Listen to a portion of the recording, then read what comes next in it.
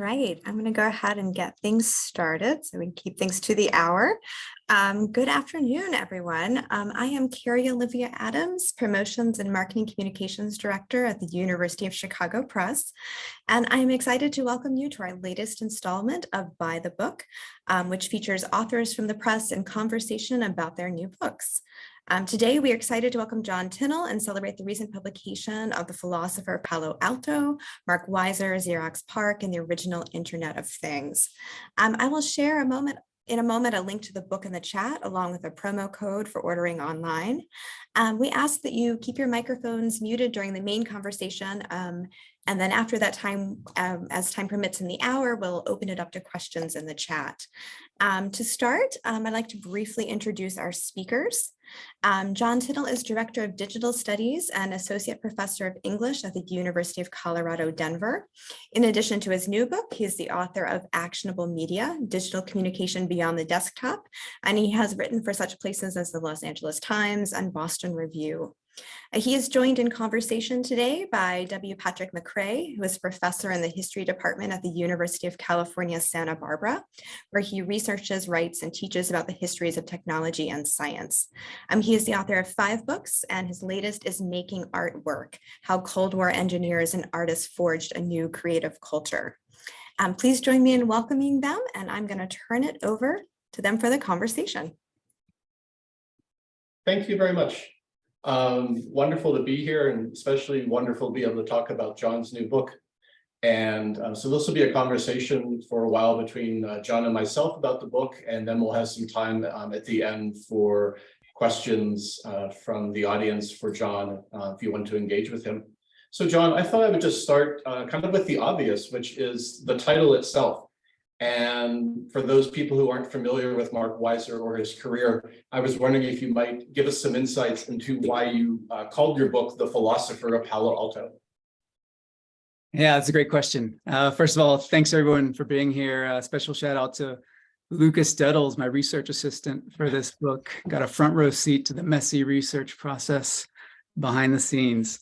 Okay, yeah, so the title, The Philosopher of Palo Alto, I think in one sense, I was just kind of attracted to the kind of rhythmic literary sort of connotation that the phrase had, but more substantially, the kind of staying power and decision to kind of stick with that as the main title throughout the process was to put Weiser front and center as the title character, but also framing his contribution to the history of computing, the kind of distinct way he's inhabiting the Silicon Valley ecosystem in the 90s, to put his kind of philosophical bend, his kind of idea person contribution at front and center, because one of the challenges I would say in writing about a technologist like Weiser, a lot of the prototypes that his lab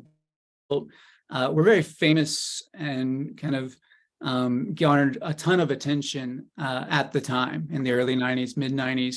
Him and his colleagues are kind of building these suite of devices that essentially today look like us to smartphones, tablets, wall-sized computers.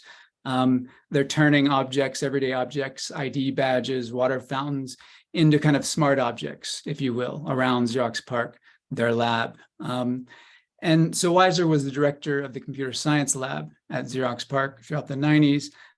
He builds these devices, and this is a time, before Wi-Fi, really. This is a time when desktops and laptops are really just kind of entering the average home. And so he's building these devices that are radical for the time and very suggestive about the future of technology. But to us today, they're not really all you would necessarily hang your hat on in terms of celebrating the work of someone at book length. So there wasn't a whole lot of stuff to really just kind of put forth on the device level. But that wasn't really where Weiser was kind of most focused on anyway. He was really really invested in kind of theories of mind, theories of human attention, the kind of ideal state you want the user to be in when they're engaging with computer, but also the world. So the device itself, the nuts and bolts of a screen-based device or wireless networks, to him really wasn't, his central focus. It was really the ideas informing them, but also our interaction with these things that he was really invested in most. So I want to come back later on a little bit to the philosophy idea, because it's clear in reading your book that his studies of philosophy influenced his thinking about technology. But for people who aren't that familiar with Mark Weiser, could you just kind of give like a thumbnail sketch, of the person in his career, maybe up until his time at Xerox PARC, because then I've got a bunch of questions to ask you kind of about that time. Okay, yeah. So Weiser, as I mentioned, most famous for heading up the computer science lab at Xerox PARC, becoming their chief technologist in the late 90s.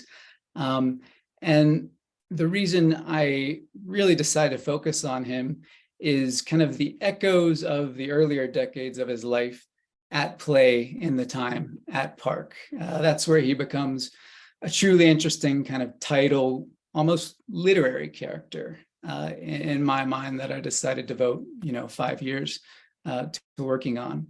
And so I often will talk about this book as being a book about connectivity, but it's also a book about connection.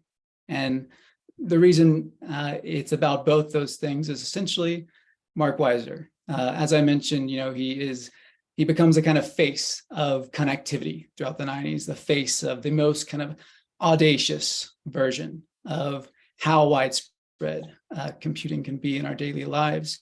But in the decades leading up to his time where he came to Silicon Valley, really back to his high school years, he was centrally concerned, struggling, kind of questing for a greater sense of connection throughout his life, a deeper sense of connection, with people, with places, with kind of feeling present in the moment. And this kind of intersected with his early efforts in technology, but it also went beyond that. He was very, very steeped in reading philosophy. The two primary influences I'll just kind of point to for now, a book called The Tacit Dimension by Michael Polanyi, and then Martin Heidegger's Being and Time. And these are books he's reading in his teenage years, in his college years,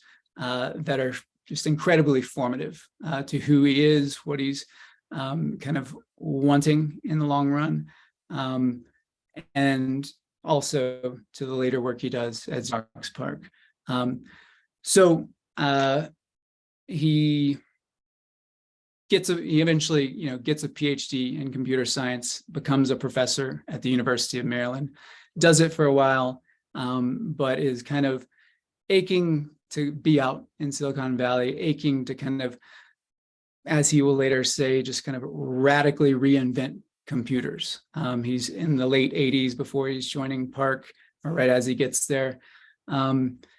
Just really sensitive to what he sees as the kind of limits of a life spent in front of a desktop, a life spent in front of a laptop, and the degree to which that can become this overwhelming force that renders all the sort of extra computational world secondary to the demands that the computer places on people. And so he's really concerned about a kind of isolating effect that will build and kind of scale as the personal computer does. And so this is just kind of the thing that's brewing in him during the moment he decides to go out and join PARC. And I just mentioned, it's kind of ironic, of course, because Xerox PARC is, most known for its role as kind of inventing the building blocks of the PC in the 70s.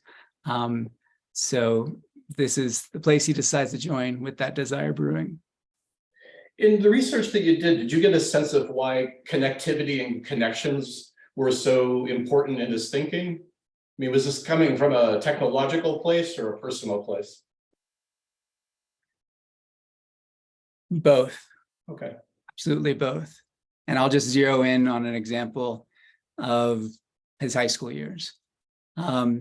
So the influence of his father is a huge, another kind of formative influence, not only because his father kind of inadvertently leads him to those philosophers that I mentioned, but because his father kind of, his relationship with his father is arguably what kind of initiates this sense of struggle for connection. So I'll just back up a little bit to his father, say a bit about their relationship, which happens kind of at the same time as Mark is first learning how to program computers in high school. So Mark largely came into computers through his father. Brook University when Mark was in high school, and I mean you could say his father was kind of among the first computer addicts in the world in the mid to late 1960s. He would spend a lot of time, a lot of nights, a lot of late nights on campus on a punch card machine, programming for the campus mainframe computer. In fact, Mark's mom would often try to call his father on campus. Like sometimes he wrote in her little diary every 30 minutes, just pleading him to come home to get off the computer. And so even also, his father, he really wouldn't sleep a lot. He's essentially an insomniac. He would drink quite a bit as well. So even when, his father was around the home, he was often quite distant, quite tired, preoccupied, whatever. But at the same time, Mark really looked up to him. Mark was really quick to kind of see what his father was doing or interested in, the books he was reading, and kind of pick those up when his father left them lying around. And that would really be kind of the crux of their interaction. There wasn't a lot of talking about the books, but it was kind of a relationship that Mark built from the objects that held his father's attention. So you kind of have this desperate sense of hope and power, faith in the power of objects to kind of connect people. So I think that's a really important relationship that is along this theme of connection that I write about in the second chapter of the book. So once he gets to Xerox PARC, the work that he becomes best known for is around ubiquitous computing, which I think, if I remember right, is an idea that he begins to propose around 1989, 1990. Could you kind of give us an overview of what ubiquitous computing meant to him? And then I have a follow-up question about kind of how that relates to, computing today, I guess. Sure. Yeah. So I would say one of the most important distinctions that he couches the invention of this term within is it's in opposition to, in contrast to, at least, in contrast to what he calls personal computing, which isn't all that different than how we probably understand it right now. But he's specifically at the time talking about a kind of one-to-one relationship with personal computing, where you have one desktop or eventually one laptop or even maybe one kind of mobile device per person.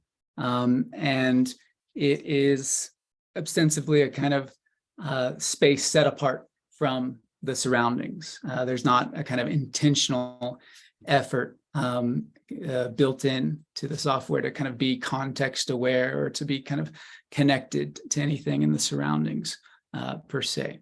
And so he envisions ubiquitous computing as an effort to really kind of get beyond, again, this sense of concern about the sort of isolating effects of living a bulk of one's life on a desktop. His idea is to bring computers into the physical environment, into just physical objects that were here before computers were ever here, and to kind of take little bits of connectivity, maybe one stream of information, one digital feature, and kind of stuff it into that object. One example he did later in his career, kind of as a joke, there was a water fountain outside of his office. It was the dot-com boom time. And he programmed the water fountain, more of a water fixture, to rise and fall according to the Xerox stock price. And the whole idea, and this becomes a more refined aspect of ubiquitous computing later in his career, and he eventually calls it calm technology with John Seely Brown, is to put bits of functionality, bits of information into the physical environment, such that we can kind of just glance at things, kind of notice them in the corner of our eye, kind of hear things in the background changing, and just our normal way of moving through the world and sort of noticing things in a very sensory, tacit way. This is a term that's very important to him, tacit knowledge, coming from Polanyi. You're trying to engage people's intuition rather than just only their intellect, through codified information on the screen. Not to say that there's no place for the screen, and he was certainly using computers more than just about anyone throughout most of his life. But just this desire with ubiquitous computing to kind of create a different kind of place and purpose for at least some of the computing that inhabits our world and inhabits our life, and to have this more intuitive, embodied relationship with digital information, so that it's not only, just in these rectangular screens that essentially are at the center of our attention and essentially compete with the rest of our awareness, with the rest of the world. So kind of the follow-up question to that is, his vision of this ubiquitous computing with its tabs and pads and boards, is kind of liberatory, or kind of has this emancipatory quality to it. And I guess given Weiser's kind of visionary approach to this, in reading your book, it struck me as like one of the a blind spot for him was not sort of thinking about how this would become like a tool of monitoring or surveillance or whatever. And I'm just sort of curious how, given how he was envisioning all this, did you get any sense of how he missed that one particular aspect of it, or just didn't give it enough weight, given how we have all these devices around us that track and monitor everything now? Yeah, that's a great point. Great question. And I think it's particularly true of his work in the first half of the 90s.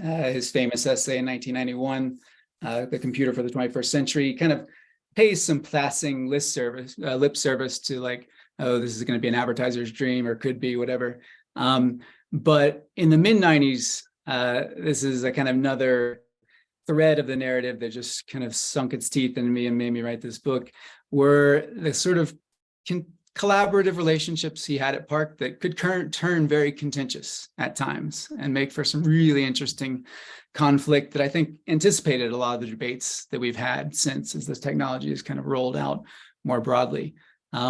So one of his closer friends and colleagues at PARC, Lucy Suchman, ethnographer at PARC, famous for the work she did then and since, but in the mid-90s, Weiser and his colleagues were trying to kind of spread around the building, this device they were building. That was kind of the ethos at PARC: build what you use what you build. And you tried to kind of sell the building on it in order to sort of pitch it and have it, be popular there first before you take it somewhere else. And so they were trying to sell the building on kind of these computerized ID badges that they wanted everyone to wear at all times throughout the building. And it would, of course, track their location and kind of show them on a map to other people where they were, and some other features, but essentially this location tracking aspect to it. And for Weiser and his closest kind of computer science collaborators, they really saw this idealistically. They saw this as a thing to kind of help people feel a little bit more connected to colleagues, more findable, able to find each other. And, they took comfort in the idea that, you can opt in or you can opt out. And that's, that's enough in terms of people's concerns. But Lucy Suchman and her anthropological colleagues, like, essentially put up a wall on their side of the building saying, no ID badge here. And their resistance and their critique of the ID badge kind of spread throughout the building until essentially no one really was wearing them. And, they made critiques that are sort of prescient that we would recognize now, but also especially around this idea that it's not enough to say opt in, opt out, because of the kind of organizational dynamics that can pressure someone, to opt in or kind of code the decision to opt out as a kind of, negative stand for all sorts of different reasons. So that certainly disappointed Weiser at the time, but you can see it work into his later work where he says, okay, yes, that's absolutely right. And his later work is much less famous. This is a couple of years before he died. In 99, he's writing essays where he's essentially calling for, the right to control information about you and your personal data as a kind of default built into any system. And so the awareness of surveillance, the awareness of privacy concerns and their validity within this kind of ubiquitous computing world that at the time is still kind of way off, it's only real inside a couple of buildings. But that does inflect his thinking and infuse his thinking, even though it's, it took that to do it, because it wasn't prominent in his thinking for the first half of the 90s. And there's a lot of helpful. I wasn't aware that he kind of had that transition as you go through the 90s. You mentioned just before you were relaying these anecdotes about how this part of the story kind of got its teeth in you, which kind of made me want to ask you some questions about the writing process itself. Oh yeah, and totally. I mean, first of all, one has to acknowledge that you did a lot of the research and writing for this during a pandemic. So I kind of wanted to get your reflections on that part, but also just on the sorts of sources that you had to work with. And I've spent a little bit of time in Weiser's papers at Stanford, but just kind of dipping in here and there. So I'd be kind of curious to hear about the writing process, but also the evidentiary base that you found yourself having access to. Sure. Yeah, I'll start with the research, and then that transitions into the writing in the pandemic, because I was at Stanford a couple occasions, but the bulk of I did like a 2-month stay, just going into the archive every day. And that ended with March 11th in the pandemic. I was, as I mentioned in the introduction of the book, the only person in the special collections room on March 11th, because I had stuff that I just really wanted to get through. And I was willing just to go in there and expose myself, but it turns out no one else was there anyway. So Mark Weiser's collection was, I'm just talking to other people who have done similar kind of books in this space, whether it's narrative history of technology or biography of computer scientists. They're always kind of amazed by how voluminous Weiser's collection is compared to most other people. And this probably has something to do, with his kind of sudden and early death. And just, everything he had was brought to Stanford. So it's about 200 boxes, just like bursting at the seams. And not only really intimate looks at kind of his formative years that I was alluding to, the kind of non-technological, non-Silicon Valley side of his life, but also he just became this incredible person to follow throughout the 90s, throughout 1990s technology scene, both Silicon Valley and more broadly. One of the kind of central conflicts that mounted for me, that I was interested in putting at the center of the book, that mounted for me throughout the research process, and it was kind of a surprise to me that came through the archive, was the degree to which Weiser was so involved with the developments and goings-on at the MIT Media Lab throughout the 90s. And they're essentially the other lab other than PARC that's kind of closest to this space of a really robust, connected, kind of smart city world. You could say those two buildings are where a lot of this stuff, really gets its start throughout the 90s. And Weiser, throughout the second half of the 90s, is the official Xerox liaison to the MIT Media Lab. So he's going to all their events. He's a part of their big conferences, speaking there, collaborating with some of their researchers, but also pretty critical of a lot of the work they're doing that's kind of close to his vision, but also taking it a kind of step too far in Weiser's eyes by kind of adding essentially AI chatbots as the sort of interface mechanism by which we engage with computers that are in our environment. And there's just a lot of great pictures of the technology that MIT was developing in the late 90s, headsets with AI capability, capable of recognizing images in the surroundings, helping you look at a pool table and telling you where to shoot the ball. So it's just this emerging sense of a world where your body is covered with gadgets, whether it's fans built into your suit jacket to keep you at the ideal environment. This is one project at MIT. Yeah, I know, pretty funny. And this is a sense of Weiser's sense of this is getting a little extreme. But also head-worn stuff, rings, just any article of clothing essentially becomes a computer. They had this great sort of fashion show of computers in 1998. And, Weiser, his stuff in the archive, such a elaborate note taker, all these notes to himself that were really fascinating, kind of in the margins of his lab notebook. But I was struck by, he was at this 98 fashion show kind of conference showing off wearable technology at MIT. All that was there was just a crumpled up program, no notes. And I could just, after following him through the 90s and knowing his early influences, I know that the silence spoke very loudly to me. Okay, and so part two, the writing part. Yeah. So turning to the writing part, after I got, after me and everyone else got kicked out of the archives for a year, luckily I had just gotten through all I needed to get through, had a lot of pictures of everything. And so, writing this book during the pandemic, I think it was very significant. It was a very significant context in terms of just how I was making my way through that wealth of material that I knew I could only really use like 5% of it directly because there's so much.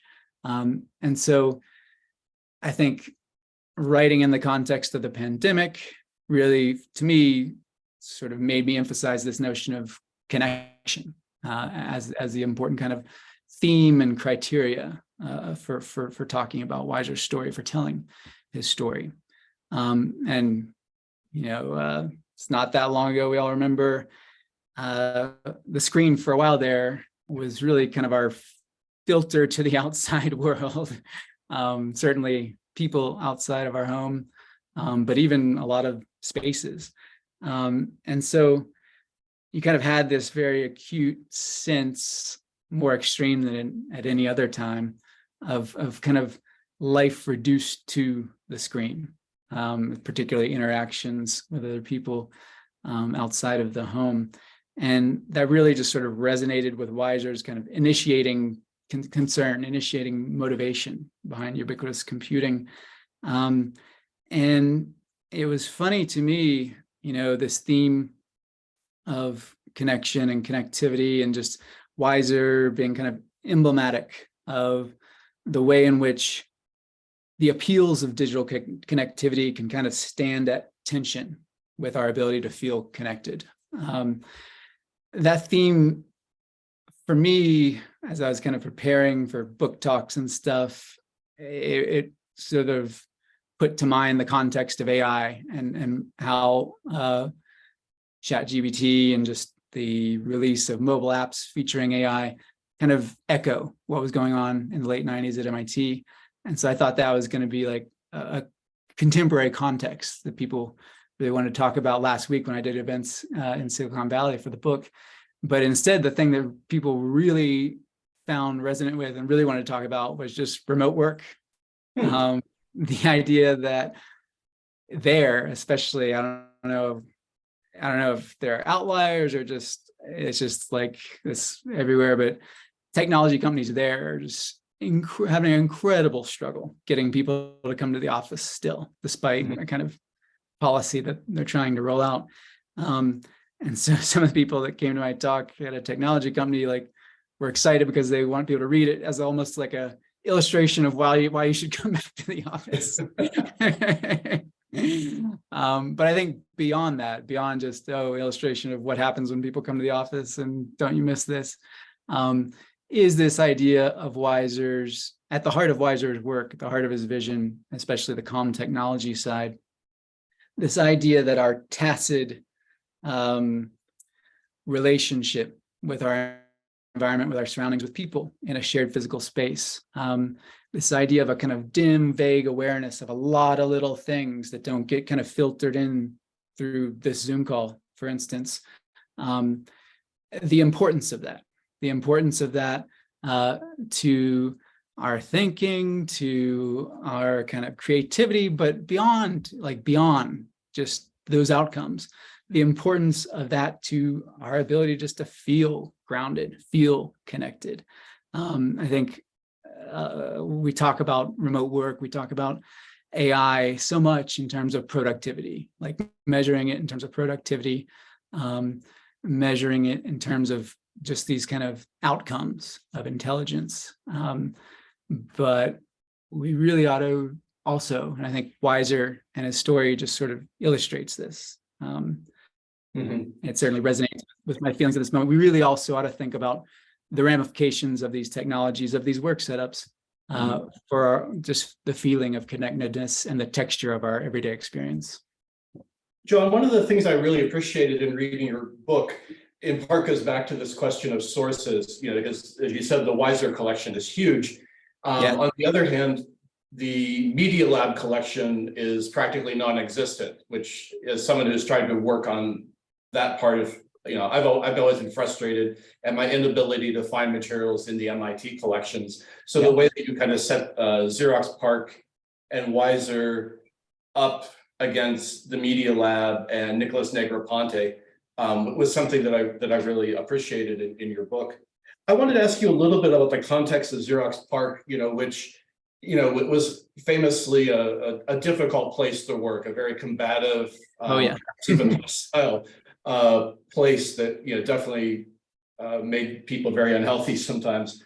I was curious if you could say a little bit about Weiser's relationship with Lucy Suchman, who you alluded to a little bit, but also Rich Gold, in part because Weiser, the computer scientist, seemed to be fairly comfortable in working with people from the social sciences and the arts. And that was one of the things in reading about him that struck me as interesting. So I'd be curious to hear a little bit of your reflection on those two people. Yeah, great. The sort of dynamic between collaboration and kind of contentiousness and critique was just so fluid at PARC in general, but also in these two very important relationships that you mentioned. So his relationship with Lucy Suchman, it was very surprising for me, to hear about it from Suchman's point of view when I interviewed her a couple of times for the book.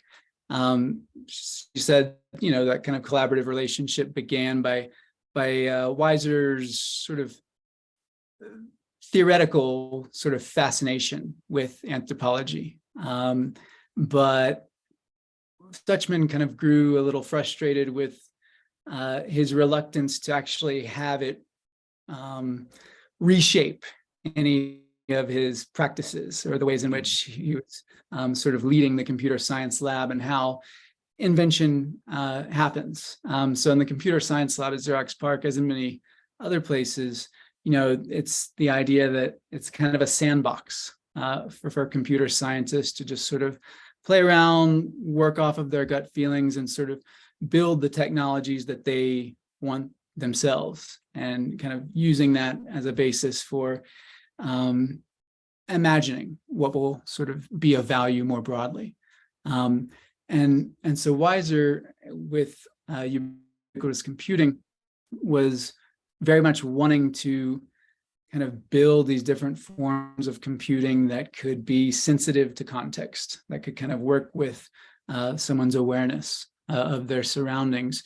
And how I interpreted Suchman's work was also this kind of investment in context sensitivity. But it was much more about just really changing not the devices themselves as a kind of starting point, but changing the way innovation is pursued. So bringing technologists out of that sandbox, having them engage ethnographically with the assistance of professional ethnographers, studying, the people that they're designing for, studying how work happens in particular environments, times and places, and how people actually collaborate in those spaces. And so Suchman and her team really devoted years to doing that at different work sites across Silicon Valley in the 90s, and built systems that were kind of then informed by that, bringing the technologists, bringing the process of innovation out to the places that it was aiming to kind of help. And so there are different kind of orientations towards this ambition of making technology fit into the world more seamlessly, or reflect people more genuinely. Was a source of tension, and a really, for me, interesting source of tension to write about, because Suchman's work and her interaction with Weiser sort of gave me a way to add a sort of critical lens on Weiser's work within the book, his sort of vision and his guiding principles within the book, without me having to say I as the author and kind of step out of my narrator role. So that I think is just a really kind of valuable, interesting relationship. How about Rich Gold? I mean, he was an artist. Yeah, so Rich Gold, I think, really just sort of comes into PARC, I think in 1991 or 1990, right around the tabs, pads, and boards is getting going, and just really sort of interjects a more imaginative, a more kind of playful aspect into the computer science lab that Weiser is leading. And he's just, someone that Weiser can just really sort of spitball ideas with, and bring, Weiser's bringing philosophers in, but Gold's bringing like Dadaism into it. And he has a track record before he gets to PARC as a musician, a performance artist, a writer of these kind of experimental children's books, a toy maker. Yeah, most recently before PARC. So the kind of inclinations that are at play, the sort of eccentricities that are at play in Weiser and his life, are just like tenfold in Gold. And Gold is very much on board with this general idea of ubiquitous computing.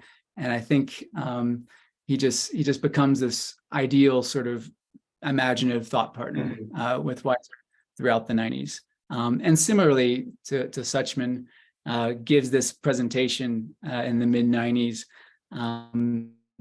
that is kind of this satirical critique of the excessive smart stuff, emblematized by the smart jacket at MIT, that I think really sort of informs, again, Weiser's turn to be critical of that stuff in the late 90s in a similar way that Suchman kind of turns him to be more critical, more self-critical as the 90s wear on. Okay. I like the idea of the MIT smart jacket for smart people. That's funny. Yeah. So I kind of like one last sort of mega question before I hand it back over to Carrie and questions from the rest of the folks who are gathered here.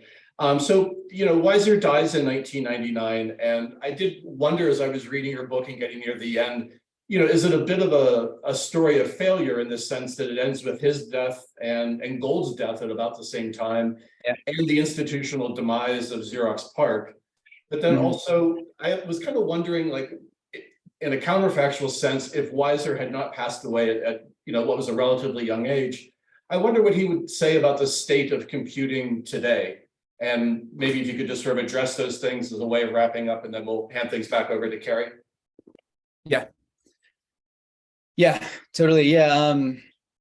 I think it became clear to me, considering the ending that you just alluded to, and really tracking the sign of the sort of embrace of Weiser's ideas, but then they're kind of plateauing, and then the kind of eclipse by MIT in the late 90s.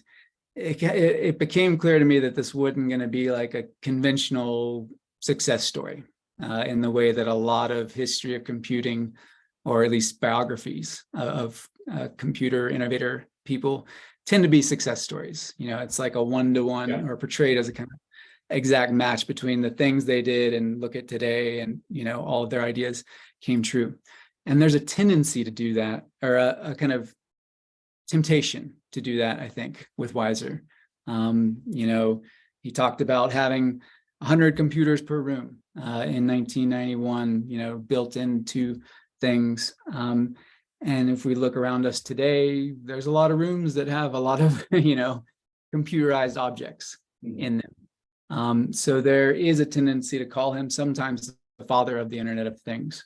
But the reason I went with the subtitle, the phrase, the original Internet of Things, was to kind of hint at the distinction between what his sort of motivations were and the kind of ways in which we would be relating to these technologies are pretty different and distinct from the kind of mainstream sort of default ways that mobile and wearable computers inhabit our world today. First of all, there's just the kind of surveillance capitalism dimension to the kind of backside of all of it, and how these things are really just sort of data gathering things. And so that, especially given his perspective in the late 90s, the kind of post-Suchman critique of that side of his work, he certainly would have been, and a lot of his colleagues told me this, would have been just kind of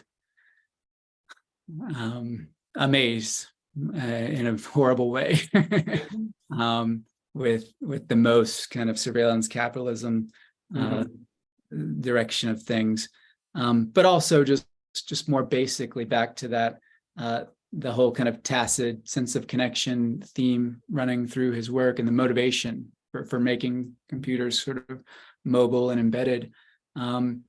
He would also be, I think, just very disappointed by the ways in which a lot of our interaction with mobile devices especially tend to mimic the ways we interact with desktops and laptops. For him, that was a sort of avenue, an alternative kind of avenue to take computing, an alternative form of attention to encourage, but instead it kind of just extended it. A lot of cases. There's exceptions, of course, but in terms of just the mainstream, I think it's kind of tragically ironic. Yeah, I had that same thought also as I got near the end of your book as well. I'm going to turn things back over to Carrie, and she's going to field the questions that people have. Some are just comments that people want to engage with John. Thank you, John. Thank you, Patrick. Thank you, John. This has been really fascinating. So we've got 15 minutes or so left. Folks are welcome to throw any questions or comments in the chat, and we can take it from there.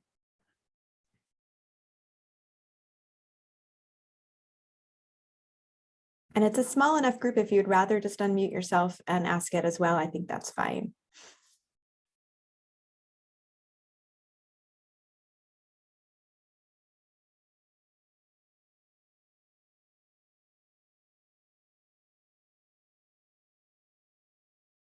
Patrick, you managed to ask everything everyone was already thinking. I see it. That looks like Matt has. Matt has has his hand up. Yeah. Hi, is it all right to just jump in? Go for it, Matt. Absolutely. Well, first of all, thanks for this, and thanks for writing this book. I have been incredibly captivated by it. I really enjoyed it. It's been an amazing book. And by the way, also Patrick, your book is also amazing and one of, important to me.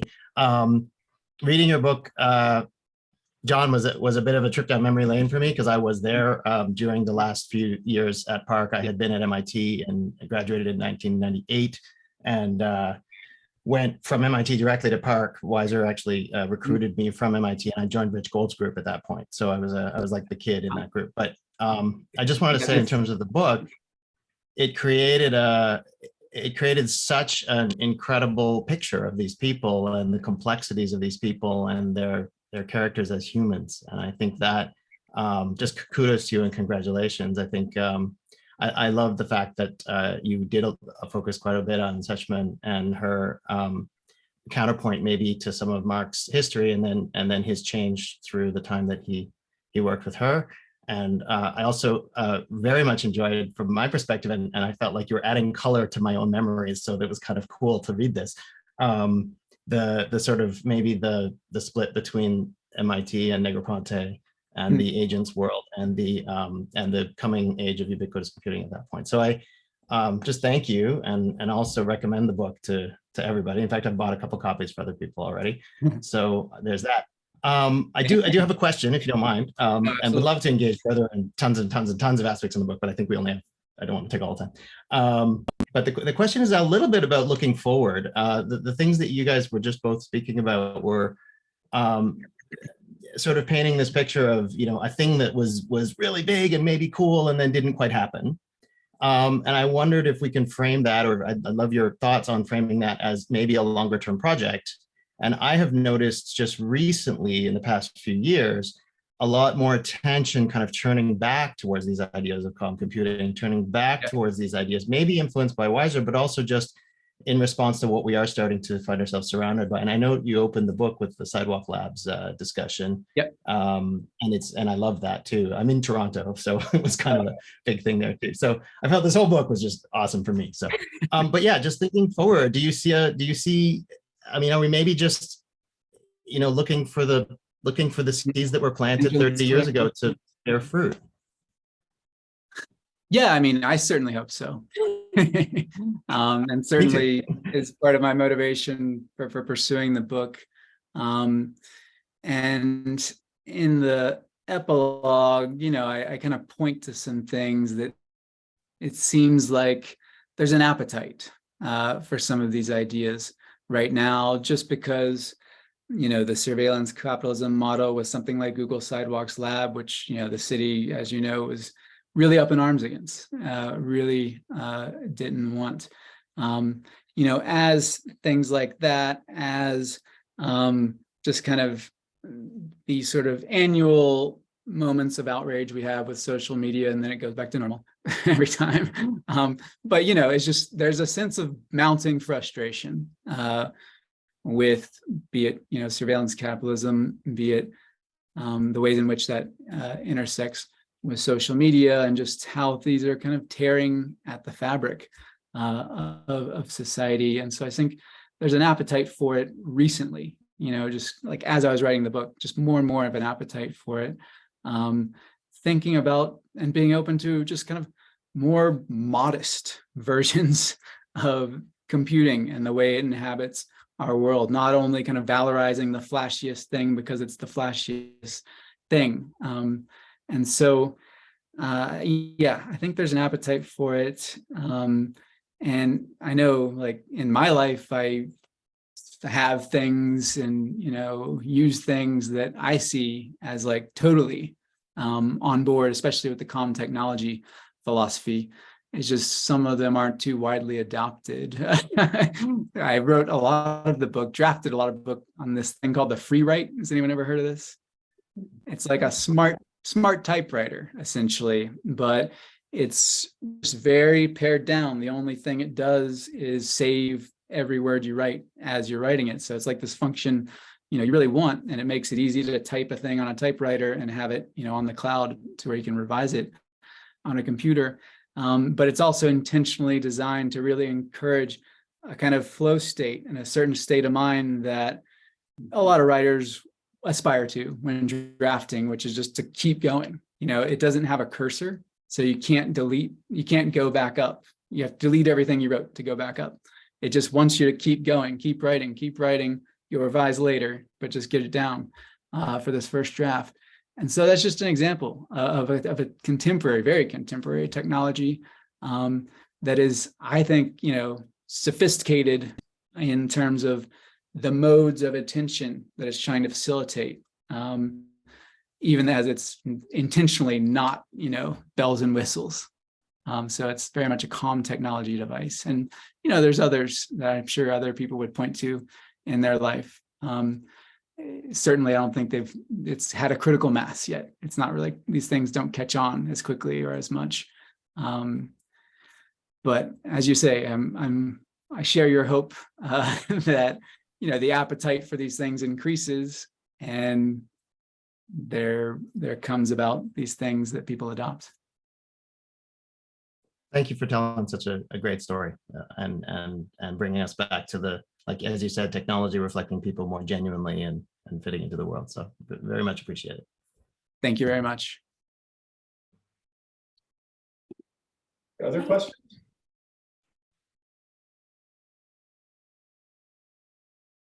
Well, while maybe folks are thinking, I have one. I had kind of a two-tier list of questions, and there are a couple I didn't get to.